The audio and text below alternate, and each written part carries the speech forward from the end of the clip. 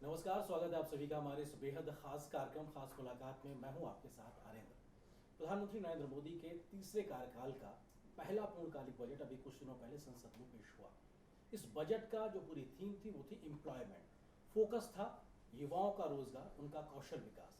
किस तरीके से खास जोर नजर आ रहा है युवाओं को नए अवसर देने को लेकर, इस विषय पे बात करने के लिए बहुत ही खास मेहमान इस वक्त हमारे साथ मौजूद हैं। जयंत चौधरी जी, सर बहुत स्वागत है हमारे साथ जुड़ने के लिए।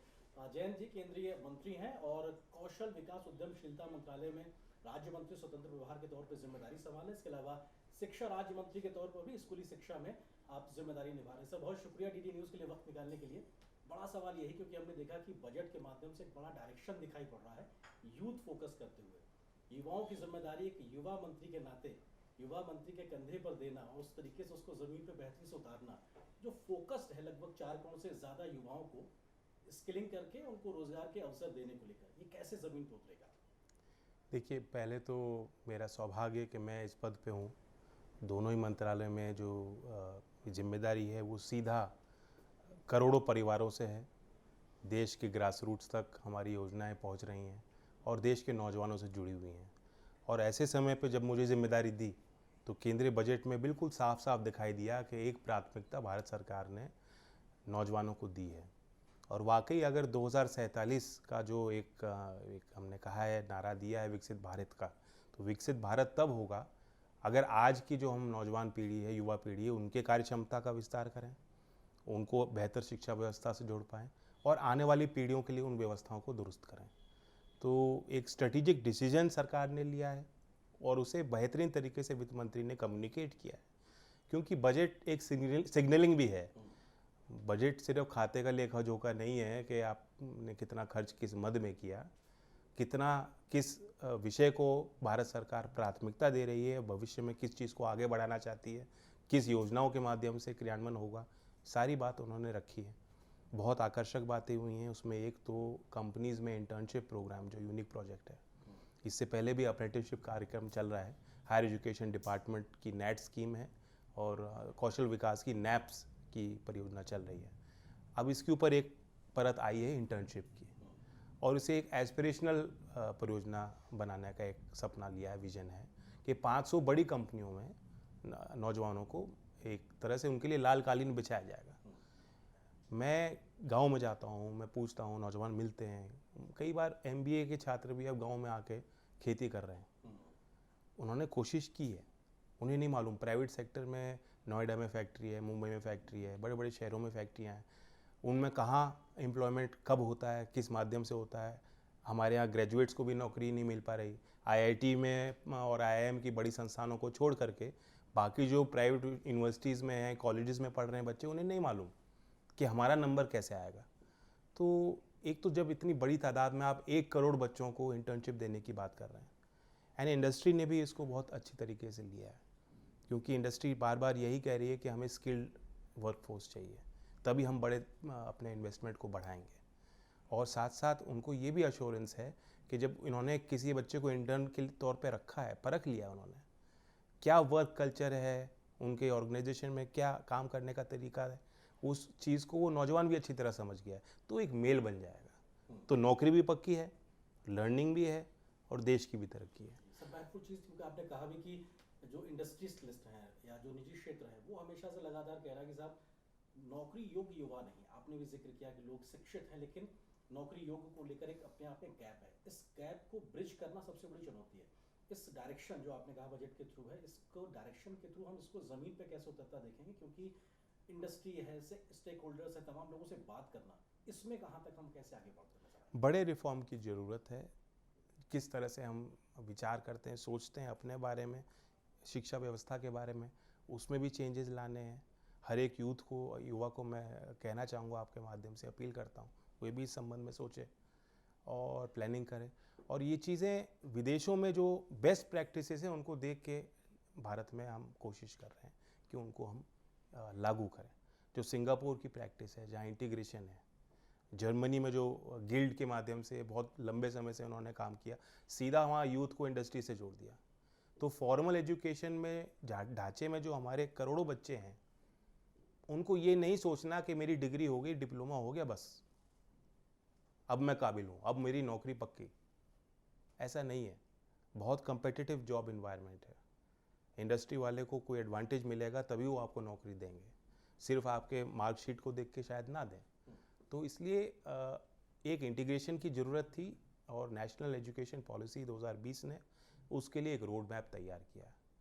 स्कूल के साथ इंटीग्रेशन कैसे होगा, हायर एजुकेशन संस्थाओं में किस हिसाब से स्केलिंग हम दे सकते हैं, और उसके बाद ITI का हमारा पूरा इकोसिस्टम है।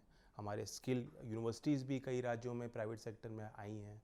तो अलग अलग प्रयोग हो रहे हैं और उन चीज़ों से अगर यूथ जुड़ेगा तो उसे नौकरी भी ज़रूर मिलेगी। सर, लगभग एक दशक मतलब 2014-15 से अगर देखा जाए तो इस मिशन में 1.5 करोड़ लोगों को ट्रेनिंग लगभग दी गई है, रोजगार के तमाम अवसर पैदा हुए, लेकिन अपेक्षित जो आंकड़ों की उम्मीद थी उससे अभी कमतर है। हम इसको कैसे स्पीड और स्केल दोनों को बढ़ाएं? क्या एक एक्स्ट्रा एफर्ट्स हम होते देखेंगे आपके नेतृत्व में मंत्रालय के माध्यम से? सबसे पहले तो जैसे मैं कहा कि अब ग्लोबल इकोनॉमी में चेंजेस आ रहे हैं। जो स्किल 10 साल पहले रेलेवेंट थी इंडस्ट्री के लिए, आज वो नहीं है। आज इंडस्ट्री हमसे मांग कर रही है कि हमें सेमीकंडक्टर अगर इंडस्ट्री को इंडिया में स्थापित करना है तो हमें पर्टिकुलर स्किल चाहिए। आज जिस प्रकार की नौकरियां जिस क्षेत्र में मिल रही थी, आज उसको AI और नई टेक्नोलॉजी आप कह सकते हो खा गई, लेकिन वो नौकरियां ख़त्म नहीं हुई, नौकरियां दूसरे क्षेत्र में मिल रही हैं। तो उस स्किल को हमें रिकग्नाइज़ करना है। भारत सरकार ने 2022-23 में डिस्ट्रिक्ट लेवल पे स्किल गैप सर्वेस कराए हैं। वर्ल्ड बैंक के संकल्प प्रोजेक्ट के अंतर्गत ये काम हुआ। सेंट्रल प्रोजेक्ट था, परियोजना थी, और अब हर डिस्ट्रिक्ट के पास वो इन्फॉर्मेशन और डेटा है, उसे बेहतर प्रयोग करने की ज़रूरत है। साथ साथ पिछले साल सिद्ध का लॉन्च हुआ, जो हमारा डिजिटल प्रॉपर्टी है और पब्लिक इंफ्रास्ट्रक्चर है, ओपन है एक लिहाज से देखा जाए। उसके ऊपर और कई फंक्शनैलिटी हम रोज़ ऐड कर रहे हैं, और उस माध्यम से कोई यूथ हो, हमारे ट्रेनिंग इकोसिस्टम से कोई भी जुड़ा व्यक्ति हो, ट्रेनिंग पार्टनर हो, कोई पॉलिसी मेकर हो, कोई सांसद हो, विधायक हो, DM हो, SDM हो, वो देखना चाहता है कि क्या काम वाकई हो रहा है मेरे क्षेत्र में, तो उसके लोकेशन के हिसाब से भी उसको इन्फॉर्मेशन प्रोवाइड हो रही है। आपने सर सिद्ध का जिक्र किया, तो मेरा सवाल इसे ही, 10 लाख से ज़्यादा रजिस्ट्रेशन है और 7,000 से ज़्यादा कोर्सेज हैं, 40,000 से ज़्यादा सेंटर्स, एक तरीके से एक पोर्टल पे, प्लेटफॉर्म पे आपने उसको इंटीग्रेटेड किया है। लेकिन इस इंटीग्रेशन का फ़ायदा हम ले कैसे पा रहे हैं? मतलब वो ज़मीन पे जो अंतिम लाइन में खड़ा युवा है, उस तक वो जानकारी मिल कैसे पा रही है, उसको कैसे फैसिलिटेट कर पा रहे हैं? ज़्यादा आपको सिखाने की ज़रूरत नहीं, यूथ इज़ वेरी अवेयर। तो अब क्या है कि इंटीग्रेशन के लिए सिस्टम बनाना पड़ता है, प्रोटोकॉल तैयार करना पड़ता है। आज जो बच्चा सिद्ध पे कोई ट्रेनिंग कोर्स कर रहा है, चाहे वो PMKVY के अंतर्गत हो, चाहे जन शिक्षण संस्थान के अंतर्गत हो, वो सब सिद्ध पे एनरोल्ड है। जैसे ही कोई सिद्ध पे एनरोल होता है, कोई ट्रेनिंग कोर्स करता है, उसकी अपार ID जनरेट हो जाती है, जो राष्ट्रीय शिक्षा नीति का प्रावधान है। तो एक इंटीग्रेशन वहाँ से आ गया। जो उसका स्किल सर्टिफिकेट है, उसको कागज़ लेके घूमने की ज़रूरत नहीं है, घर पे फ्रेम करके रखे तो रखे, लेकिन उसका डिजी लॉकर में उसका इंटीग्रेशन है, आधार के साथ उसका लिंकेज है, और आधार के माध्यम से हम ये सत्यापन भी कर सकते हैं जेन्युइन जो ट्रेनिंग है, जो हम पैसा दे रहे हैं, संसाधन लगा रहे हैं, वो ज़मीन तक कितना पहुंच रहा है। तो उस कारण से करप्शन भी कम होगा और ग्रास रूट्स पे इफेक्टिव काम हम लोग कर पाएंगे, एक विजिबिलिटी हमारे एफर्ट्स की बढ़ेगी। तो इसलिए सिद्ध को हम बिल्कुल भी कमज़ोर नहीं मानते और काफ़ी इफेक्टिव हो गया। जैसे आपने कहा, डाउनलोड शुरू हो गए हैं, 88 लाख लोग इसमें एनरोल रजिस्टर हो चुके हैं, प्राइवेट सेक्टर के कोर्सेज हो रहे हैं, रोज़ हम लोग MOU साइन कर रहे हैं बड़ी बड़ी कंपनीज के साथ, रेड हैट के कोर्स, अब इन्फोसिस के कोर्स यहाँ उपलब्ध हैं, और भी ऑर्गेनाइजेशंस हैं जो काम करना चाहती हैं। बल्कि NSDC तो विदेशों में भी कॉन्फ्रेंसेस के माध्यम से, वर्कशॉप्स के माध्यम से हम सेंसिटाइज कर रहे हैं कि ये देखिए हमने DPI इंडिया ने बनाया है, इस मॉडल को आप भी अपना सकते हैं। तो बहुत इंटरेस्ट भी हमें अफ्रीका और कई देशों से आ रहा है कि हम भी इस मॉडल पे, सिद्ध के मॉडल पे हम काम करना चाहते हैं। सर, आपने ITI का जिक्र किया, तो लगभग 15,000 से ज़्यादा ITI का एक बड़ा सा नेटवर्क हमारे देश भर में है। अभी बजट के प्रोविजंस में था कि 1,000 से ज़्यादा ITI को हम अपग्रेड करने जा रहे हैं, उनका न्यू टेक्नोलॉजी के साथ में उसको इंटीग्रेट करने की कोशिश है। ये क्या सोच है और कैसे इस सोच से, जो आपने कहा न्यू इमर्जिंग टेक्नोलॉजीज, AI का जिक्र है, इस सबको हम कैसे उसके साथ में जोड़ते नजर आएंगे? स्टेट्स की बड़ी भूमिका है इस देश में, संघीय ढांचा है। दिल्ली में लिया गया फैसला तभी इफेक्टिव होता है, प्रभावी होता है, जब राज्य सरकारें उसमें सहयोग करें। शिक्षा तो वैसे ही कंकरेंट लिस्ट पे है, और जैसा ITI जिसका हम जिक्र आप कर रहे हो, वो मुख्य तौर पे राज्य सरकारों द्वारा संचालित।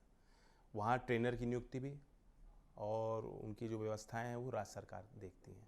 हम सपोर्टिव रोल में हैं, हम संसाधन दे रहे हैं, करिकुलम सपोर्ट दे रहे हैं, उनके सर्टिफिकेशन पे, अपग्रेडेशन पे हम ध्यान दे रहे हैं। और सेंट्रल स्कीम अब बजट में आई है, उसमें 60,000 करोड़ का प्रावधान है। 1,000 ITIs को हब एंड स्पोक में विकसित करना है। यानी जरूरी नहीं है हम ज़्यादा संस्थाएं बनाएं, आवश्यक ये है कि संस्थाओं को आपस में हम इंटीग्रेट करें, अफिलिएट करें, ताकि एक कोर्स अगर इक्विपमेंट एक ITI पे है, दूसरे ITI पे दूसरे प्रकार का इक्विपमेंट है जो किसी और इंडस्ट्री को अप्लाई करता है, किसी और सेक्टर काउंसिल के साथ काम करता है, तो दोनों में आपस में रिलेशनशिप होनी चाहिए, ताकि एक ITI में जो बच्चा पढ़ रहा है वो दूसरी जगह भी उसको वो सुविधा उपलब्ध हो सके। तो इस तरह के इंटीग्रेशन को मद्देनज़र रखते हुए और राज्य की भूमिका को देखते हुए 60,000 करोड़ में प्रावधान है कि 30,000 करोड़ केंद्र सरकार देगी, 20,000 करोड़ राज्य देंगे और 10,000 करोड़ हमें इंडस्ट्री की ज़रूरत है जो CSR के माध्यम से हो। आज 15,000 ITI में से 3,000 गवर्नमेंट में है, 12,000 आज भी प्राइवेट सेक्टर में है। तो जो हमारे प्राइवेट ट्रेनिंग पार्टनर्स हैं, जिन्होंने इस जिम्मेदारी को अपने कंधे पे लिया है, जिन्होंने एक डिमांड देखा, उस डिमांड को मीट करने के लिए इन्वेस्ट किया है, वो हमारे लिए बहुत वैल्यूबल है। तो हम उनके साथ अभी बैठ के बातचीत कर रहे हैं, इंडस्ट्री एसोसिएशन से मिल रहे हैं, राज्य में जो हमारे स्किल मिशन हैं उनसे हम बातचीत कर रहे हैं कि किस तरह से 1,000 ITIs को हम अपग्रेड करें। और इसका दूसरा पहलू है, हम तो सिर्फ 1,000 ITI देख रहे हैं, हम फ्यूचर स्किल्स की बात कर रहे हैं, AI, machine learning, robotics, automation. कहने को बहुत आसान है, हम कोर्स भी हमने बना दिया है, NSQF अलाइंड कई कोर्सेज उपलब्ध हैं, जॉब रोल्स हमने तैनात कर दिए, माइक्रो क्रेडेंशियल तैयार कर दिए। ये सब सिखाएगा कौन? तो जब तक हम इंस्ट्रक्टर नहीं तैयार करेंगे, और कुछ ऐसे ग्रीन एरियाज़ हैं, इमर्जिंग एरियाज़ हैं जहाँ वो नो हाउ अभी हमें डेवलप करना है, जहाँ इंडस्ट्री की बहुत बड़ी भूमिका आ जाती है। तो इसलिए ITI के अपग्रेड के साथ साथ देश में 5 NSTI के अपग्रेड का भी प्रावधान बजट में किया है। NSTI में जो हमारे ट्रेनर इंस्ट्रक्टर हैं वो जाके ITI में पढ़ाते हैं, तो बुनियाद वहाँ से है। तो इसलिए काफ़ी प्रभावी योजना है और सारी चीज़ों को सोचते हुए स्ट्रीमलाइन कैसे होगा, और अब हम प्रोसेस अपना डिज़ाइन कर रहे हैं। मैं मानता हूँ कि एक रिफॉर्म भी इसके साथ हम लाएंगे कि हम ITIs की ग्रेडिंग करें, टेक्नोलॉजी से उनको जोड़ें और उनके गवर्नेंस और एडमिनिस्ट्रेशन को भी देखें, जो प्रॉपर उनके यहाँ रिक्रूटमेंट पॉलिसी होनी चाहिए, ताकि ITI का इंफ्रास्ट्रक्चर ठीक है, आपने कमरे बना लिए, चलो इक्विपमेंट भी ले लिया, लेकिन उस स्किल का आपके पास ट्रेनर भी होना चाहिए। तो ये हम डिस्कशन राज्यों के साथ करेंगे। सर, स्किलिंग और रीस्किलिंग की भी ज़रूरत पड़ती है, उसके अलावा हम एम्प्लॉयमेंट के साथ साथ सेल्फ एम्प्लॉयमेंट की भी बात करते हैं। जब आप स्किल्ड हो जाते हैं तो आपके पास वो मौका भी होता है। जो स्किल लोन स्कीम है वो 7.5 लाख रुपए तक करने का प्रोविज़न किया गया है। तो स्किलिंग से सेल्फ एम्प्लॉयमेंट, इस सब इकोसिस्टम के लिहाज से भी किस प्रकार से कोशिश है युवाओं को एक संबल प्रदान करने की? मेरे मंत्रालय में एंटरप्रेन्योरशिप, उद्यमता एक बड़ा फोकस एरिया है और हम 2 संस्थाएं भी चला रहे हैं। एक निस्बड है जो एंटरप्रेन्योरशिप और स्मॉल बिजनेस डेवलपमेंट पे फोकस्ड है, नोएडा में है, और हमारी IEE है जो गुवाहाटी में है। तो ये दोनों संस्थाओं के माध्यम से बहुत ट्रेनिंग हो रही है, कार्यक्रम हो रहे हैं, सेल्फ हेल्प ग्रुप्स के साथ, आर्मी वेटरन्स के साथ, कई समाज के वर्गों के साथ लगातार इन संस्थानों में काम हो रहा है। साथ साथ जो स्किल लोन है ये बड़ा एक रिफॉर्म है। पहले 1.5 लाख तक था और सिर्फ स्केड्यूल बैंक्स तक ही था। बैंक्स के लिए 1.5 लाख का टिकट साइज़ इतना नहीं था, पर्याप्त नहीं था, उनको नहीं लगता था कि चलो कहाँ पीछे इसके दौड़ें। तो ना तो वो मोटिवेटेड थे कि हम ज़्यादा से ज़्यादा लोगों को उसमें प्रचार करें, लोगों को जानकारी दें, ना ही इसकी रिकवरी पे वो फोकस थे कि अगर NPA हो रहे हैं तो NPA नहीं होने चाहिए, क्यों हो रहे हैं, रिकवरी करें। तो उस कारण से NSDC पे भी भार बढ़ रहा था और वो इफेक्टिव पॉलिसी नहीं हो रही थी। तो हमने सोचा कि टिकट साइज़ को बढ़ाना होगा। आज ये कोर्सेज महंगे हैं, हम कोई AI रोबोटिक्स की बात करते हैं, अगर 2 साल की ट्रेनिंग करनी है तो 1.5 लाख में उसकी फ़ी शायद कवर नहीं हो रही कई एरियाज़ में। तो हमने इस टिकट साइज़ को बढ़ाया है। साथ ही 75% ये क्रेडिट गारंटी स्कीम है। तो बैंक्स को भी हमने मोटिवेशन दे दिया है कि रिस्क जो है हम ले रहे हैं, भारत सरकार रिस्क ले रही है, हम गारंटी कर रहे हैं, आपका डिफ़ॉल्ट नहीं होगा, आप आगे आइए। और एक बार उनको वैल्यू दिखेगी फाइनेंशियल इंस्टीट्यूशंस को, और इसमें NBFCs को भी जोड़ा है। यानी आप सोचिए दायरा पूरे देश में चला गया, जो रूरल बैंक्स हैं वो भी इस दायरे में अब आ गए। तो एक झटके में गांव के नौजवानों को भी अब 7.5 लाख रुपए का लोन मिल सकता है। तो एक बार बैंक्स को दिखेगा कि यस इसमें वैल्यू है, तो वो ज़्यादा से ज़्यादा इस तरह के इंस्ट्रूमेंट्स पे वो ध्यान देंगे। जी सर, एक तो ये कि इसमें प्रचार और प्रसार जागरूकता की ज़रूरत है, दूसरा ये कि 2015 में प्रधानमंत्री कौशल विकास मिशन की शुरुआत हुई और 4.0 उसका एक वर्जन एक तरीके से हम चल रहे हैं जिसमें तमाम व्यवहारिक ज़मीनी ज़रूरतों को पूरा किया गया है। इस नए परिवर्तन में किस प्रकार से हमने बदलाव किया है और इसकी जागरूकता, क्योंकि हम या जो तय कर रहे हैं वो ज़मीन पर बेहतरी से उतरे, उसके लिहाज से हम उसके लिए जागरूकता को काम कैसे कर रहे हैं? मेरे लिए जागरूकता तो ये बजट ही था, जी बजट का भाषण ही था, और आप बैठे हो, वरना हम क्यों बात कर रहे होते? आप मुझसे कौशल विकास की बात नहीं कर रहे होते, आप बजट पे कहते फलाना टैक्स और फलाना ये जो ड्यूटी। पहले तो बजट पे यही चर्चा होती थी कि टैक्स बढ़ गया और ड्यूटी लग गई। आज पहली बार देश में अगर कहीं भी चर्चा हो रही है, चाहे वो स्टूडियो में हो चाहे नुक्कड़ में हो, कि बजट कैसा था, तो एक उत्सुकता पैदा हुई नौजवानों में कि हाँ इस पर रोज़गार की बात हुई है, उद्यमता की बात हुई है और कौशल विकास की बात हुई है। तो ये अपने आप में एक प्रचार है और मेरे लिए वैसे ही नई जिम्मेदारी है। इससे पहले अच्छे काम हुए हैं, 10 साल में मंत्रालय ने बहुत कुछ किया है, बहुत कुछ हासिल किया है। मैं उसकी भी समीक्षा कर रहा हूँ और आगे का भी हमने रोड मैप तैयार किया। सर, इंडस्ट्री ओरिएंटेड कोर्सेज को भी शुरू किया गया था, इसको और लगातार अपग्रेड करते रहने की ज़रूरत है। इंडस्ट्री का रोल बड़ा बहुत महत्वपूर्ण है, उनके CSR के थ्रू किस किस तरीके से उनको काम करना है, आपने इंटर्नशिप का भी जिक्र किया था। इस सब के लिए क्या कोई हम आगे बढ़े हैं, इन स्टेक होल्डर से बात की, एक फ्रेमवर्क इस प्रकार से बना के आगे बढ़ते हुए दिखे? बिल्कुल, डेफिनेटली। और NSDC के माध्यम से, क्योंकि उसका संस्था का डिज़ाइन ही ये था कि इंडस्ट्री का रोल हम बढ़ाना है। गवर्नमेंट नहीं कर सकती इस काम को, इंडस्ट्री को ही आगे आना है। और सेक्टर काउंसिल जो हमारे 36 काउंसिल्स हैं वो अलग अलग इंडस्ट्री को टारगेट कर रहे हैं। वहाँ गवर्नेंस में इंडस्ट्री के टॉप लोग नाम जो हैं, जो खुद उन्होंने इंडस्ट्री बनाई है, ज़मीन से उठ के उन्होंने अपने व्यापार को स्थापित किया है, वे लोग लीड कर रहे हैं उन सेक्टर काउंसिल्स को। तो उन सेक्टर काउंसिल्स को मैंडेट है कि आप PMKVY को लागू कीजिए, और उनको मैंडेट है कि आप इंडस्ट्री के जो फैक्ट्री फ्लोर है, इंडस्ट्री जहाँ ट्रेनिंग देना चाहती है, जहाँ इंडस्ट्री के पास अगर कोई करिकुलम है तो उसको आप अपनाइए। हमने ये भी हटा दिया है, क्योंकि फ्लेक्सिबल कार्यक्रम होगा तभी इंडस्ट्री आगे आएगी। ज़रूरी नहीं कि सिर्फ NSQF अलाइंड कोर्स ही हो। NCVET हमारा रेगुलेटर है, बहुत उसने बेहतरीन काम किया है, वो एक्रेडिटेशन पे काम करती है, किस तरह से जॉब रोल डिफाइन होने हैं, कॉम्पिटेंसी क्या चाहते हैं। आखिरकार अगर हमने 30 घंटे का कोर्स किया है या 2 साल का कोर्स किया है, आखिर में जब सर्टिफिकेट हमने किसी बच्चे को दिया है तो उसकी कॉम्पिटेंसी क्या होनी चाहिए, उसके आधार पे सारी चीज़ें बैकवर्ड डिज़ाइन हुई हैं। लेकिन अभी भी हम इंडस्ट्री को कह रहे हैं कि इस ढांचे के बाहर भी अगर आपने कोई करिकुलम बनाया है और आप ट्रेन करना चाहते हो तो हम आपको शामिल करेंगे। तो इस तरह से हमने फ्लेक्सिबिलिटी अपने डिज़ाइन में रखा है। और डुअल प्रोग्रामिंग बहुत बड़ी बड़ी कंपनीज़ के साथ हमारी चल रही है। Sector council centre of excellence बना रहे हैं। अभी फर्नीचर फिटिंग काउंसिल ने दिल्ली में एक फंक्शन किया था और इनॉग्रेशन मेरे माध्यम से हुआ। एक NSTI में एक बड़ी कंपनी ने CSR दिया है और फर्नीचर के इंडस्ट्री के रिलेटेड इक्विपमेंट वहाँ उन्होंने रखा है। सिमिलरली ताज सैट्स के साथ आने वाले दिनों में कुछ फंक्शन एक होने वाला है। और फ्लिपकार्ट एक ट्रेनिंग प्रोग्राम कर रहा है, फ्लिपकार्ट एकेडमी के जो सप्लाई चेन मैनेजमेंट का वो कोर्स कर रहे हैं। तो रोज़ मेरा डायलॉग चल रहा है, रोज़ मेरे मंत्रालय के सचिव और मंत्रालय संभाल रहे बड़े अधिकारी लगातार इंडस्ट्री से बात कर रहे हैं। NSDC का बोर्ड के जो मेंबर्स हैं वो इसमें जुटे हुए हैं। सर, इंटरनेशनल कोऑपरेशन भी हमने देखने को मिला, जहाँ पे MOU हुए, तमाम इंटरनेशनल कंपनीज भी हमारे यहाँ इंस्टीट्यूट सेटअप कर रही हैं और हमारे यहाँ लोगों को ट्रेन कर रही हैं। ये इंटरनेशनल जो कोऑपरेशन है, इसका क्या इतना फ़ायदा मिला है और हमारे युवाओं को अंतर्राष्ट्रीय स्तर की गुणवत्ता परक एक कौशल स्किलिंग मिल पाए, उसको किस तरह से आप देखते हैं? प्रधानमंत्री जी ने एक बहुत एस्पिरेशनल बात की है और कि इंडिया क्या स्किल कैपिटल बन सकता है दुनिया का। और उस लिहाज से आप देखें तो इंडिया में बड़े आविष्कार होने चाहिए। क्या हम 15-20 साल में अपने आप को इस तरह तैयार कर सकते हैं कि एक बड़ा विश्व को नीड्स को मीट करने वाला टेक्नोलॉजी प्लेटफॉर्म बन जाएगा, या बड़े यहाँ से फार्मास्यूटिकल ड्रग्स पैदा होंगे, इनोवेशन हो पाएगा।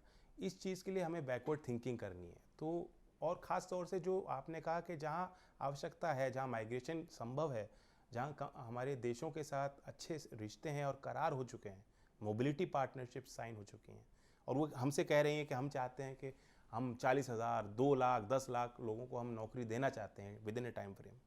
हेल्थ केयर में, हॉस्पिटैलिटी में, एडमिनिस्ट्रेटिव सर्विसेज में, इवन एग्रीकल्चर में बहुत कंट्रीज़ सामने आ रही हैं, आगे आ रही हैं। तो लगातार हम MEA के साथ बातचीत कर रहे हैं। लेबर मिनिस्ट्री का इसमें एक बड़ा रोल है कि जो हमारे यहाँ क्वालिफिकेशन है, एजुकेशन की सिस्टम है, उसको बाहर वही वरीयता रिकग्निशन मिले। हमारे यहाँ ITI अगर NCVT का कोई सर्टिफिकेट किसी बच्चे ने लिया है, अगर वो ऑस्ट्रेलिया जाता है तो उस सर्टिफिकेट की वही वैल्यू, क्रेडिट उसको मिलना चाहिए। तो इसके लिए एक इंटरनेशनल फ्रेमवर्क पे हमें सभी देशों को काम करना होगा और इंडिया उसमें लीड ले सकता है।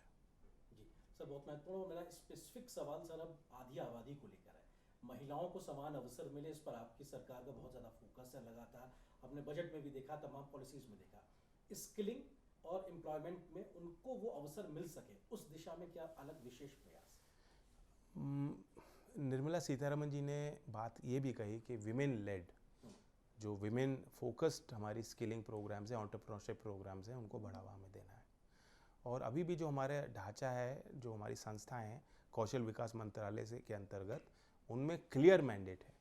मैंने आपको बताया कि 33 NSTI देश में है, उसमें से 19 they are only for women. 30% ITI की सीट्स देश भर में आरक्षित हैं, महिलाओं के लिए आरक्षित हैं। जन शिक्षण संस्थान, जो हमारी प्रभावी योजना, 290 जन शिक्षण संस्थान देश भर में पंजीकृत हैं और उन्होंने लगभग 23-24 लाख लोगों को अब तक प्रशिक्षण दिया है, जो बहुत बुनियादी स्तर का प्रशिक्षण। गांव देहात के गरीब लोग इसमें आ गए हैं, जब फॉर्मल एजुकेशन भी जिनकी नहीं हुई, 10th पास के बच्चे भी जो है वो इसमें सामने आए, जो किसी कारण से एजुकेशन को छोड़ दिया लेकिन कुछ सीखना चाहते हैं, वो उसमें आ गया है, अपना काम करना चाहते हैं, वो जन शिक्षण संस्थानों के माध्यम से ट्रेनिंग कर रहे हैं। 83% लाभार्थी उसमें महिलाएं। इसके साथ साथ जनमन ट्राइबल पॉपुलेशंस को केटर करना, जो ड्रोन दीदी का कार्यक्रम है, SHGs के साथ सीधा ट्रेनिंग करना, वो भी हमारा मंत्रालय ही कर रहा है। PM विश्वकर्मा में भी अगर आप देखेंगे तो बहुत वो जो हमारे ट्रेड्स, जो पुराने परंपरागत काम गाँव में मिल जाते हैं, उन लोगों को कैसे उनकी अर्निंग्स बढ़ सकती हैं, उन संभावनाओं को बेहतर करने के लिए भी प्रयास है। सर, SC ST OBC या अल्पसंख्यक हैं, या फिर ऐसे इलाके जो पिछड़े ज़िलों में आते हैं, बॉर्डर एरिया में आते हैं, आकांक्षी ज़िले हैं, नक्सल प्रभावित इलाके, इन पे एक अलग सा फोकस्ड तरीके से आपका मंत्रालय काम करता है। उसको लेकर आप क्या कहना चाहेंगे, जो कहीं विकास में पिछड़ गए इलाके हों या वर्ग हों, उनके उत्थान? नहीं, मैंने अभी जैसे बताया PM जनमन में इम्प्लीमेंटेशन की जिम्मेदारी हमारे पास है, और विश्वकर्मा में भी जो मिनिस्ट्री MSME की है, वह लाभार्थियों को चिन्हित करती है राज्यों की मदद से, और वह जो डेटा है वो हमारे साथ शेयर होता है। उस पर हम लोग फिर स्किलिंग का काम करते हैं। जो 6 दिन की स्किलिंग करनी है, उसके बाद वो हमारे संस्थाओं और ट्रेनिंग पार्टनर्स के माध्यम से उसे इम्प्लीमेंट किया जा रहा है। इसी तरह से कई मंत्रालयों में हम जो है लगातार परियोजनाओं को लागू करने में प्रयास कर रहे हैं। सर, ये डिस्टर्ब हो गया, हमारे इसको फिर से आंसर दे दीजिए। हाँ जी, मतलब आप फिर पूछोगे? जी, SC ST OBC और अल्पसंख्यक वर्ग है, या फिर जो तमाम पिछड़े इलाके हैं, इन सब में विशेष तौर पे हम क्या प्रयास कर रहे हैं ताकि इन इलाकों में बेहतरी से स्किलिंग का मौका मिल सके? ट्राइबल्स ओरिएंटेड भारत सरकार की स्कीम है, PM जनमन है, और PM विश्वकर्मा में भी अगर आप देखेंगे, इन्हीं कम्युनिटीज़ को ये प्रोग्राम केटर करता है। यहाँ MSME मिनिस्ट्री लाभार्थियों का डेटा इकट्ठा कर रही है, स्टेट्स के माध्यम से हमें दे रही है, उनकी ट्रेनिंग हम लोग कर रहे हैं। तो इस प्रकार से कई इस तरह की स्कीम्स हैं। आपकी लखपति दीदी स्कीम जो है, जहाँ ड्रोन की भी ट्रेनिंग महिला के जो समूह हैं उनको दिया जा रहा है, एग्रीकल्चर की ट्रेनिंग दी जा रही है, वे भी हम लोग जो है, हमारा कौशल विकास मंत्रालय का रोल है। जी सर, आपने नई शिक्षा नीति का भी जिक्र किया 2020 के, उसमें वोकेशनल ट्रेनिंग पे बहुत फोकस है। आप लोगों के माध्यम से भी वोकेशनल ट्रेनिंग लैब्स बनाने का 1200 लगभग संस्थाओं इस प्रकार की लैब्स बनाई जाएंगी। कहाँ पर ये लैब्स होंगी, और शहरी ग्रामीण इलाकों को एक समाहित तरीके से आगे बढ़ा जा सके, उस दिशा में कैसे प्रयास होगा? राष्ट्रीय शिक्षा नीति में स्पष्ट प्रावधान है कि हमें अलग अलग उसमें हिस्सों में नहीं बांटना है। वोकेशनल पूरी तरह से इंटीग्रेटेड है, समावेशी शिक्षा नीति है, सबको साथ लेके चलना है, और बाल वाटिका से लेकर 12वीं कक्षा तक यूनिवर्सलाइज्ड एजुकेशन, समान शिक्षा अवसर की बात इस शिक्षा नीति में है। और स्वाभाविक है कि 6th क्लास के बाद कौशल विकास पे इस पर हमें ध्यान देने का मैंडेट दिया गया है, from 6th class onwards till higher education and beyond. So उसी पे हमारी सरकार काम कर रही है। हमारे सारे जो प्रयास हैं वो NEP से गाइडेड है। शहरी और ग्रामीण को लेकर हम किस प्रकार का एक प्रयास देख सकते हैं कि बात सिर्फ शहरों तक सीमित ना रह जाए, गांव तक ये जाए और स्किलिंग जो खास तौर से देश हिंदुस्तान जो है वो गांव में बसता है, उस लिहाज से वो बात नीचे तक उतर के जाए। वो देखिए, एक तो ITIs हमारे ग्रामीण क्षेत्र में विकसित हैं, कई कई स्थापित हैं और वे अच्छा काम कर रहे हैं। जी। साथ साथ जो JSS प्रोग्राम है, जैसे मैंने कहा, वो उसमें रूरल बेनिफिशरीज ही जो है बड़ी तादाद में है और वे गांव के हर वर्ग में जा कर के उनको प्रशिक्षण दे रहे हैं। जब कोविड आया था तो PMKVY 3 को भी हमने रीडिज़ाइन किया था, ताकि जो मज़दूर गांव लौट रहे हैं उनको हम कैसे अपस्किलिंग दे सकते हैं ताकि उनको गांव में जाके उनको काम मिले। तो लगातार कोई भी चेंज करना है, हम उसके लिए तैयार हैं। देश के गांव ही देश के विकास की बुनियाद है और भारत सरकार उसकी इज्जत करती है। प्रधानमंत्री जी ने चौधरी साहब को भारत रत्न दिया। जो चौधरी चरण सिंह जी हमेशा गांव के लिए कहते थे कि गांव के लोगों का विकास हो, देश के खेत खलियान में जो मेहनत कर रहे हैं, जो मेहनतकश किसान मजदूर हैं, उनकी इज्जत हो। तो भारत सरकार उसे अपना धर्म मानती है। सर, एक विषय देखने को मिला बीते समय की, जब बायोमेट्रिक अटेंडेंस शुरू की गई तो इनरोलमेंट तो हुआ, बट कोर्स कंप्लीशन तक वो संख्या ड्रॉप आउट ज़्यादा बढ़ गई, क्योंकि शायद लोग उतना टाइम देने के लिए तैयार नहीं थे, एक व्यवहारिकता के। तो क्या इस प्रकार की बातों पे संज्ञान लिया गया मंत्रालय द्वारा कि हम उसको थोड़ा फ्लेक्सिबल बनाएं? टेक्नोलॉजी से हम बच नहीं सकते, उसे अडॉप्ट करना ही है। टेक्नोलॉजी से स्वीपिंग चेंजेस आने वाले हैं और पारदर्शिता भी आएगी, स्वच्छता आएगी हमारे काम में। और इसलिए थोड़ा रेजिस्टेंस शुरुआत में होता है, जो टेक्नोलॉजी को अंडरस्टैंड नहीं करते, लेकिन ऐसा नहीं। पेरेंट्स तैयार हैं, बच्चे चाहते हैं, और हमारे जो मास्टर हैं जो डेडिकेटेड हैं लर्निंग के लिए, टीचिंग के लिए, वो भी चाह रहे हैं। कुछ जगह कुछ प्रायोजित, जैसे उत्तर प्रदेश में मैंने देखा कि कुछ टीचरों ने विरोध किया, लेकिन अब ऐसी कोई बात नहीं, सब ने अपना लिया। हम कौशल विकास की बात करें तो हमारा सिद्ध पे सारे परियोजनाएं अब अपडेटेड हैं। OTP जनरेशन है, OTP जनरेशन के साथ साथ अटेंडेंस के लिए भी एक प्रक्रिया है, और स्कूली व्यवस्था में भी यही है। और स्कूल में तो बहुत सारे डिजिटल प्लेटफॉर्म बनाए गए हैं। अब दीक्षा है, उसके माध्यम से जो टीचिंग लर्निंग मटेरियल है वो सीधा उपलब्ध है पेरेंट्स के लिए, टीचर्स के लिए, बच्चों के लिए। और जो अपनी भाषाएं हैं, देश की 22 भाषाएं जो शेड्यूल्ड भाषाएं हैं, उनमें हम लैंग्वेज दे रहे हैं। तो एक्सेस कैसे इम्प्रूव हो, टेक्नोलॉजी के माध्यम से होगा, उसे हम अपना रहे हैं। हमारे जो टेक्स्ट बुक्स भी हैं वो भी एनर्जाइज टेक्स्ट बुक्स हैं। उसमें सब में आपने देखा कि एक लिंक है, पूरा चैप्टर पढ़ना चाहें, किताब लेना चाहें, PDF डाउनलोड करना चाहें, वो आपके फ़ोन पे आपके लिए उपलब्ध है। जी सर, एक आखिरी सवाल, क्योंकि भारत को दुनिया की ह्यूमन रिसोर्स कैपिटल बनाने पे आप लोग लगातार काम कर रहा है। इस डेमोग्राफिक डिविडेंड को, इसका फ़ायदा उठाने से हम चूक ना जाएं, कैसे वो स्पीड और स्केल देखने को मिलेगी, और क्या बड़े विज़न हम अगले 5 साल या लॉन्ग टर्म या शॉर्ट टर्म के लिहाज से चल रहे हैं? 5 साल का जो बजट में जो घोषणाएं हुई है, मैं उनको दोहराता हूँ कौशल विकास के लिए, क्योंकि बड़े वो काम है कि हमें ITI के माध्यम से 20 लाख जो बच्चों को प्रशिक्षण देना है, और लाइफ लॉन्ग लर्निंग का कॉन्सेप्ट हमें जन जन तक ले जाना है। यानी निरंतरता, स्किलिंग, अपस्किलिंग, रीस्किलिंग, इसको हम जीवन का मंत्र हमारे देश के लोग अपनाएं। साथ साथ एंटरप्रेन्योरशिप, 1 करोड़ लोगों को 500 कंपनीज़ में उनके लिए दरवाजे खोलने हैं। तो ये स्केल की बातें हैं।